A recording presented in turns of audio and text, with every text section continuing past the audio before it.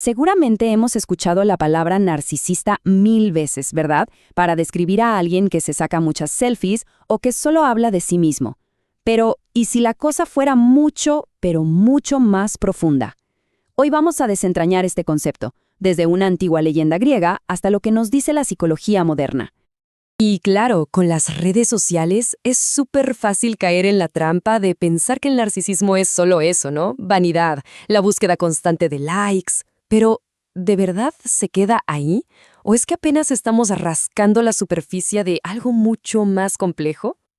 Para entender de dónde viene todo esto, tenemos que hacer un viaje en el tiempo. Y no a los años 50 ni a la época de Freud, mucho, mucho más atrás, a la antigua Grecia, a una historia que lo tiene todo: belleza, un castigo de los dioses y una obsesión fatal. Ok, primera parte, del mito a la psicología. Vamos a ver cómo una leyenda de hace miles de años terminó siendo un concepto clave en los consultorios de hoy. La historia de Narciso seguro nos suena. Un joven tan guapo que se enamora perdidamente de su propio reflejo. Y bueno, se queda ahí, mirándose hasta que se consume. Este mito es la semilla de todo. Esa idea de un amor propio tan obsesivo que te aísla del mundo. Pasan los siglos y, ¡pum!, en 1899, un psiquiatra llamado Paul Kneck usa por primera vez el término clínicamente. Pero fue Sigmund Freud, en 1914, quien realmente lo puso en el mapa del psicoanálisis, viéndolo como una parte del desarrollo que, a veces, se complica. Bien, dejamos el mito atrás y nos metemos de lleno en la parte clínica. Y aquí, lo primero que hay que entender es que esto no es blanco o negro. No es que se es o no se es narcisista. Hay que pensar en esto más bien como un espectro. Justamente en el extremo más intenso de ese espectro encontramos lo que se conoce como trastorno de la personalidad narcisista, o TPN para abreviar. La definición de manual nos dice que es un patrón constante de sentirse grandioso, de necesitar que te admiren todo el tiempo y, un punto clave, de una notable falta de empatía hacia los demás. Ahora, para que un profesional llegue a este diagnóstico, la persona tiene que cumplir con al menos 5 de 9 criterios muy específicos. Aquí vemos algunos de los más, digamos, evidentes. Estamos hablando de un sentido inflado de la propia importancia, esa sed casi desesperada de admiración, la creencia de que merecen un trato especial, la tendencia a usar a otros para sus propios fines y, por supuesto, esa incapacidad para ponerse en los zapatos del otro. Y aunque usamos la palabra narcisista a la ligera, el trastorno clínico real, el diagnosticado, afecta entre el 1 y el 6% de la población. Puede sonar a poco, pero es muchísima gente.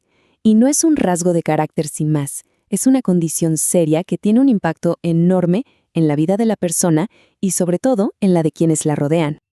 Ok, tercera parte. Y aquí la cosa se pone aún más interesante, porque el narcisismo no tiene una sola cara.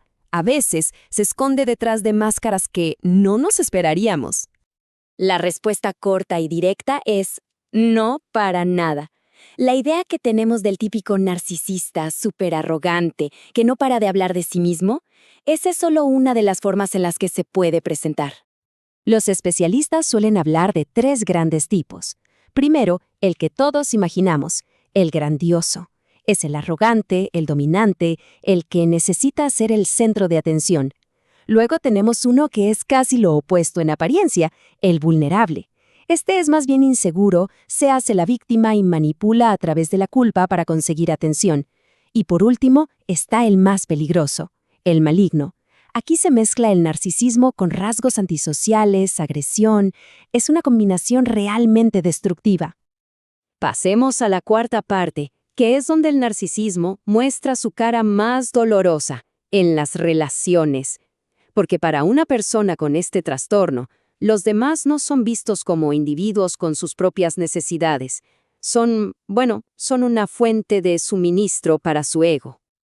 Estas relaciones casi siempre siguen un ciclo de 3 pasos, un patrón predecible y devastador.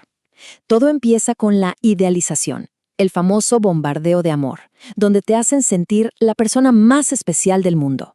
Pero una vez que se tiene a la persona enganchada, empieza la segunda fase, la devaluación. Poco a poco, minan la confianza con críticas y desprecio. Y cuando la persona ya no sirve como fuente de admiración, llega el descarte. Un final abrupto, cruel y que deja a la otra persona completamente rota. Y claro, este ciclo no se mantiene por arte de magia, se sostiene con tácticas de manipulación psicológica muy concretas diseñadas para controlar y confundir. Esta frase es el ejemplo perfecto de lo que se conoce como gaslighting. Es una manipulación súper perversa donde te hacen dudar de tu propia realidad, de tu memoria, hasta de tu cordura. El objetivo es claro, desestabilizar para tener el control.